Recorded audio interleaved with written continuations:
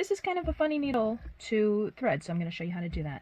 Here's your threader, and what you want to do is put this inside. If you can look at the top of your tool, there's a little hole at the top, so you just slide this all the way through until it comes out the bottom, and then you're going to put your floss inside where you can see that there's a little hole in there. So you put the floss in there, pull enough of it out so that it's not gonna fall out as you pull this out, but then you pull your threader through.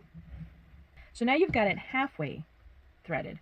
The next step to do the threading is there's a little hole up here at the top, and what you're going to want to do is one of the sides is kind of sharp and open, the other side is kind of rounded, so you're going to want to put your threader through the rounded part, and then again put your floss through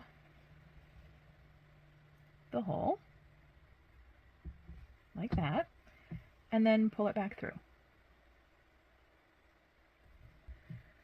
And so this is the way it should be threaded. It gets threaded up through here and then through the little hole at the top. So then you want to pull your thread out to the bottom so that you just have a little bit up at the top. You don't want a lot, you just need a little tail. And then we're ready to stitch.